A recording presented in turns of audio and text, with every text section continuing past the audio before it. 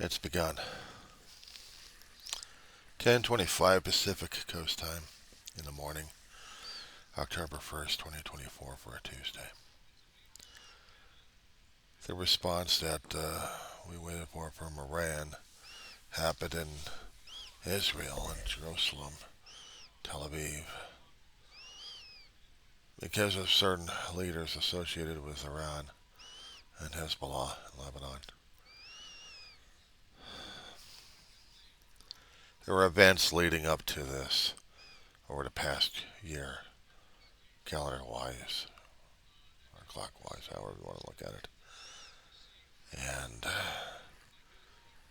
And Iran sent out a flotilla of missiles to Israel. They knew they were going to be taken out, but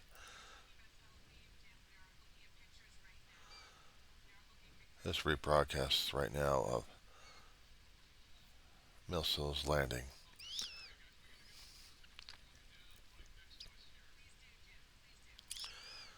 And I had to watch this, be a witness of it. Their missiles defense systems in Israel were blowing the active stuff in the sky, but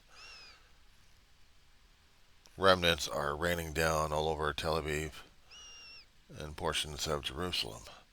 What they could identify was what was going on.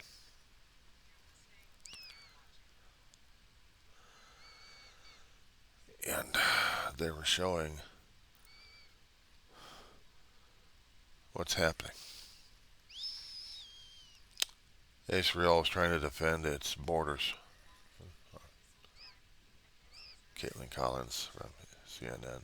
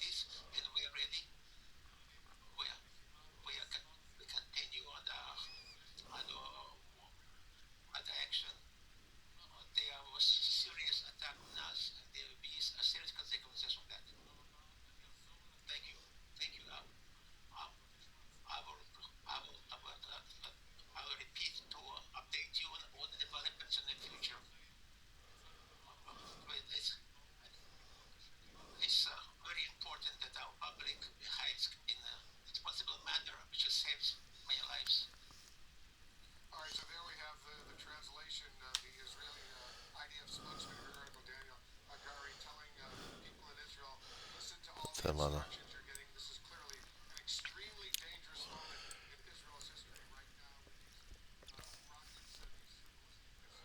it kind of reminds me of the Gulf War that happened back in the 90s. Watching this on the television, seeing what was happening, and feeling sick to my stomach over it because there was not a damn thing I could do. I was seeing the build-up happening. They call it Desert Shield, and then they called it Desert Storm, the attack into Israel. Actually, into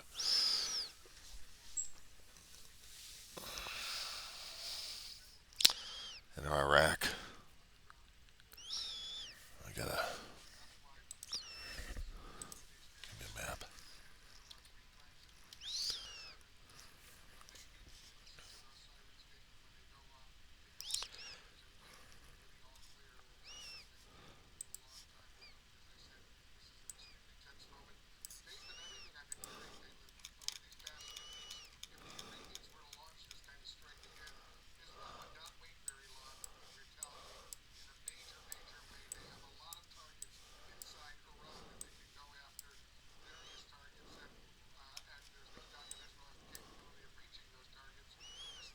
Kuwait.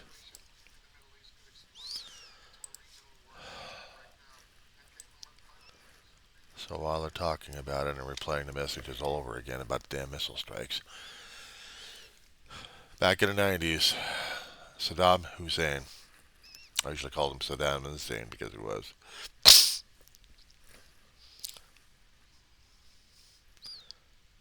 he wanted the oil fields of Kuwait, as much as we understood, as much as I understood back then.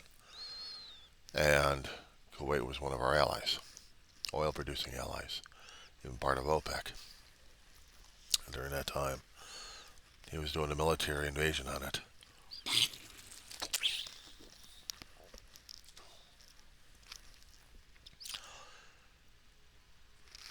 The United States actually helped develop a coalition to go against him because Hussein was going nuts. He was threatening the stability economically and geopolitically at this point. Any chance of stabilization or normalization or any peace, forget it.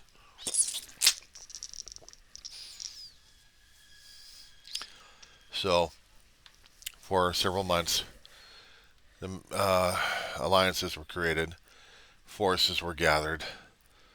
Even my brother and a few friends of mine went.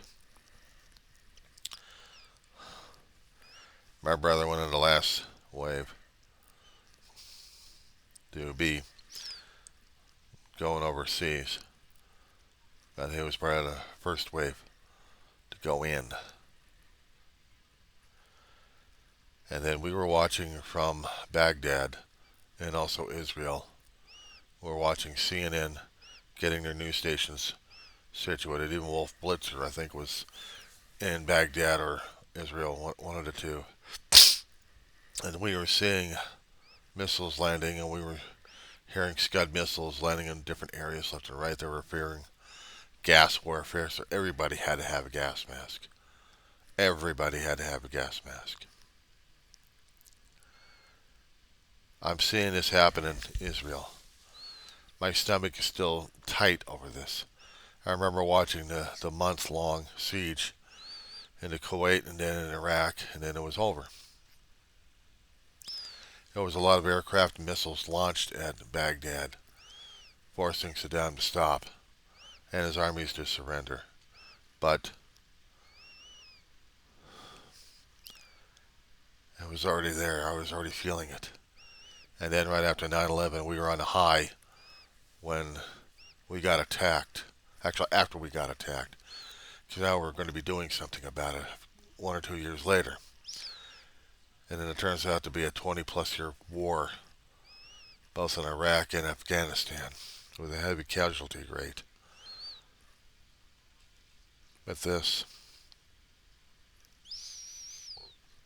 I'm afraid it's going to be starting up again. Jim Shooter's on CNN right now. Very seriously. They listen, they go to their shelters, as we did during the worst of it. I mean, you saw that impact there. I actually filmed that right there on my phone just moments ago. Those impacts about a quarter mile from our hotel here. Still not clear if those were missiles themselves that got through, intercept missiles that came to the ground, or fragments of missiles. Regardless, it shows you the danger. I did find it remarkable listening there to Admiral Hagari saying that there have been no casualties reported. That speaks to the just how formidable Israel's missile defense is, especially. But I have to think there's some good fortune involved as well, because some of the impacts I saw hit the ground, particularly one just to the north of us. I'm amazed that people got through unscathed. Now, I should note, and I believe this was mentioned earlier, that there was another event, another deadly event in Tel Aviv earlier this evening, and that was a shooting at one of the high-speed rail locations here, in which 8 people were killed, according to the emergency services. They say that police responding then neutralized 2 attackers, which they described as apparent terrorists. So, in the midst of that aerial barrage from Iran, there was a suspected terror attack, and sadly, that terror attack, a deadly one, killing 8 just to the south of us here. It speaks to, well, the nature of where we are right now in this country and in this region, because in addition to the incoming threats here, you now have Israeli boots on the ground in southern Lebanon, that just beginning in the last 24 hours. You have an ongoing war in Gaza. You had an Israeli strike, and I'm pointing with general directions here as best I know them without a map in front of me. You had an Israeli Air Force strike in Yemen against Houthi targets just in the last 48 hours, and now you have this incoming from Iran. The other thing that stood out from Admiral Hagari's comments there just a short time ago, Wolf, and I'm sure this caught your attention as well, he said there was a serious attack on Israel, and there will be serious consequences. We'll wait now to see how Israel responds to this, but as you noted, they have enormous capabilities. The question now will be to what extent they use them. And that's what presumably a lot of folks in Israel will want Israel to respond and hit Iran directly, various very sensitive targets in Iran, to make it clear to the Iranians you can't do that. You can't launch these ballistic missiles towards Tel Aviv, a huge city, 1 million people plus, with all those huge buildings there in Tel Aviv. You think you're going to get away with it? Iran's going to pay, at least everything I've heard from the Israelis, a huge price for doing what they're doing right now. So this situation, as bad as it is right now, and you correctly point out, the Houthis launching missiles towards Israel from Yemen, with Hezbollah launching rockets and missiles from southern Lebanon towards Israel, and there's still this war going on with Hamas in Gaza, multi-front war going on right now, and now the Iranians directly from Iranian soil, not their proxies, not the Houthis or Hezbollah or Hamas, but Iran itself launching these ballistic missiles towards Israel.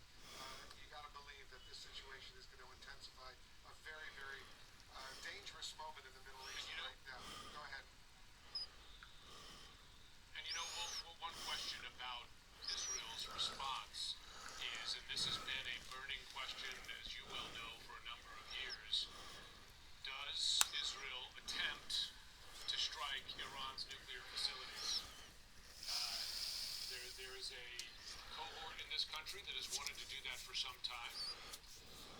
When Israel responded to the April Iranian missile attack, we all noted at the time that it struck a missile defense position around one of Iran's nuclear facilities, facility locations in Isfahan.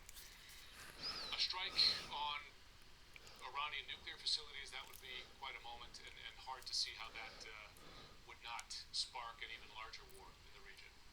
That's what potentially could happen. Indeed, that's not unrealistic at all. Jim Shudo, be careful over there in Tel Aviv. We'll get back to you. Caitlin, we're going to continue our special coverage. Yeah, well, a major question of how Israel chooses to respond to this that could determine what we are looking at over the next days, weeks, and months.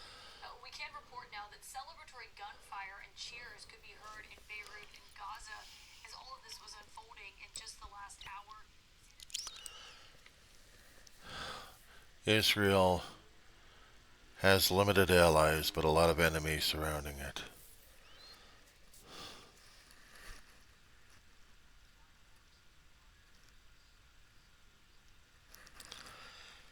And I have no clue, no answers, no nothing. Except seeing replays of things happening right now. I was talking about the Gulf War a while ago. Not the second Gulf, but the first.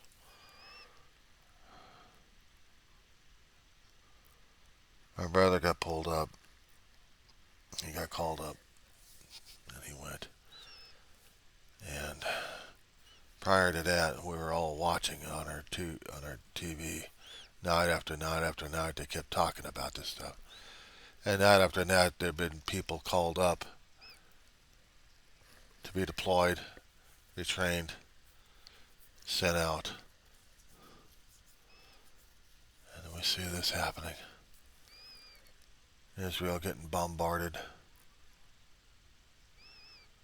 We're watching this and seeing people pull out masks out of bags with filters, scared and terrified. And I was sick to my stomach because I had never seen or barely remembered anything like a war. Ma had. Ma looked like she was seeing a ghost. She had lived through the era of the Vietnam, what they called conflict. Some conflict. And she saw pictures and beds that were coming out. And then there was caskets coming home, draped. She also seen the POW captives coming back home, looking a lot better, or dressed up to be so. So that look on her face was probably the same feeling and same sickness I felt when I saw it, but she never did tell me anything about it. I don't know if she ever talked to David about it, because she knew that David was going. But I never heard him say anything after when David came back home from Iraq. Nor did I hear anything from my friends. And they never wanted to talk about it as much, but they would have on some occasions. It took decades for my brother to talk about his experiences. And seeing some of the pictures coming back of how Israel was getting attacked from the other missiles.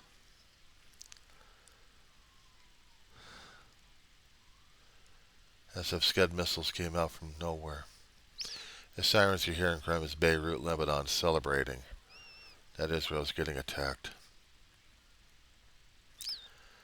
But Israel is still stating that they are ready for anything. I'm not quite sure what the hell we're going to be getting ourselves into. I remember watching Wolf Blitzer talking about his experiences or actually living through the experiences of the Gulf, but he doesn't share it with anybody. And I see it in his eyes. I see it in his eyes. He tries to keep it professional, but there's a glint in there. And he's trying to keep it professional because he's seen too much of it already.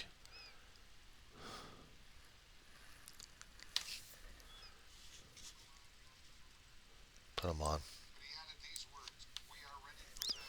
I want to bring in Michael Oren back here, your former Israeli ambassador to the United States. Ambassador Oren, thank you so much for joining us. How tense is this moment in Israel's history right now? Let's get this on record. It is a very tense and a very historic moment. The State of Israel was created in 1948 to prevent precisely from this happening, to defend the people and the land of Israel, to ensure that the Jewish people would never be subject again. It's precisely this type of attack. So this goes to the foundation of the Jewish state. And Israel will have to respond, just as it responded to the attacks on October 7th, to the 11 months of shelling from Hezbollah in the north. Israel will respond and respond forcibly against Iran. And Israel has capabilities, capabilities that are conventional, I must say, that it has not used. I want to call your attention to the operation that eliminated Mr. Hassan Nasrallah before several days ago, in which many Israeli planes dropped bombs, about 2,000-pound bombs, that cut through many, many yards of concrete. Now, we don't have strategic bombers like the United States have that can bomb, for 50,000 feet in the air with 50,000 bombs. We have a lot of fighters, F-15s, F-16s, F-35s, that conduct successive bombing sorties that can cut through concrete. And so there is no structure, no facility in Iran, including the nuclear facilities, that is immune to an Israeli response. So you think the Israelis will ever go after Iran's nuclear capabilities and I won't put it past him. with a massive bombing attack? I wouldn't rule it out. It doesn't rule it out against action against Iran's oil facilities as well, including very vulnerable. Way back when Ronald Reagan took out a number of them in the 1980s in response to Iranian aggression, they are vulnerable. Israel has other capabilities. We have submarines. We have long-range missiles that we haven't used yet in these conflicts. So there's a spectrum of possibilities that Israel can do, and I think that Israel has to respond in a very forceful way, because again, that goes to the very heart of the country. The big question, Wolf, is what will be America's position here? I was at the White House recently. I asked very pointedly, is the United States willing to put teeth into don't? Remember the president said don't to Iran and to Hezbollah? They did. And now is the United States willing to adopt a posture that's not just defensive, but offensive? Were the United States to do that, I strongly believe it would be a game changer in the Middle East and a game changer in the world. But do you think the U.S. will in fact come to Israel's aid right now, or will the U.S. continue to urge Israel to step back and try to work out some sort of ceasefire agreement? It won't. I think that as they say, that horse has left the stable about the ceasefire. No, the horse is already dead outside the stable. I wasn't going to reach a ceasefire even before this, the 21-day ceasefire that was proposed by the administration and by the French was a non-starter in the state of Israel, because that ceasefire would have benefited only Hezbollah, given it a chance to remove the arm. Unless that ceasefire came with meetings with the United States would support Israel wholeheartedly should Hezbollah break the ceasefire and not retroactively implement Resolution 1701 from 2006, and that is to withdraw north of the Litani River about 20 miles from our border. But now, with the Iranian shelling of Israel, my family, my grandkids are all in bomb shelters now. As I'm speaking to you, there are huge explosions in my neighborhood, and a major terrorist attack, as Jim reported a little while ago on CNN, a major terrorist attack in my neighborhood, literally down the street, 8 people killed. Israel is going to have to respond. Again, there will be a spectrum of possibilities. Question, will the United States just act in a passive way to help to take down these rockets? And the United States military assets in the Middle East were very active in intercepting these rockets. But is the United States going to say to the Iranians, you shoot at our allies, and when you shot at your allies, you're going to pay the ultimate price? So is everybody else for that matter. Price. And is there any basis to believe something along those lines?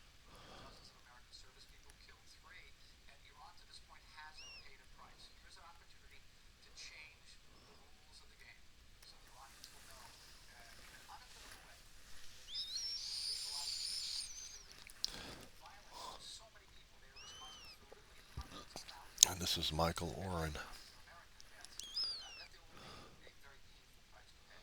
So, what does your gut tell you, Ambassador? You're the former Israeli ambassador to the United States. You appreciate what's going on in Washington right now. You know what's going on in Washington. What's your gut telling you? If the Israelis launch a massive retaliatory strike against very, very important and sensitive targets in Iran, which a lot of people suspect Israelis will do, what will be the U.S. reaction to that? Will the U.S. Surgical get strike. involved in helping Israel, or will the U.S. try to urge Israel It'll to be a do something? surgical. It may do both. It's not an or. It may urge Israel to exercise restraint. It's very difficult right now, and I think that the administration knows that they can say publicly, "Please, hold your fire," but behind the scenes they know that Israel cannot do that. Cannot do that, Oh, they've already got the surgical strike going. but also We that just means hadn't seen it yet. defense to Israel, intercept rockets, sharing intelligence as they've done before. The U.S. and Israel, as you know, we don't agree all the time on everything, but still, we are a historic alliance between us. The U.S.-Israel strategic alliance is probably the deepest and most multifaceted strategic alliance the United States has had with any foreign power in the post-World War II period. And it goes into many, many areas. It's cyber, it's laser, it's intelligence sharing at the highest level. So that's going to come into play. The big question is the United States, and an example not of what affecting the election cycle, you're only a few weeks away, and the debate tonight, is the United States prepared to adopt not just a defensive posture toward Iran, but a more offensive posture toward Iran, and let the Iranians understand that they cannot do this. They cannot ignite wars throughout the entire Middle East. They cannot be involved in the massacre of hundreds of thousands of people. We're talking about 500,000 people who were killed in Syria alone, and in the Yemen civil war. They can't do this anymore. They can't stop international shipping through the Mandeb Straits. They can't fire on American bases all the time. There has to be a price to be paid, and that would be a game changer. It's not an easy decision. I understand it's not an easy decision for the White House, but there's an opportunity here, and history will judge America, I think, very favorably if it takes a strong stand at this moment. Yeah, I know that the U.S. Defense Department and military, Defense Secretary Austin and others will be deploying many additional U.S. troops and equipment to the region in the hopes of deterring Iran from doing what they've done in the last couple hours or so, launching a lot of these missiles and ballistic missiles towards Tel Aviv and elsewhere in Israel with that deterrent. So they're going to go over this again and again and again. Let's just say that my own personal feelings about this one are conflicted, and I'm losing perspective a lot.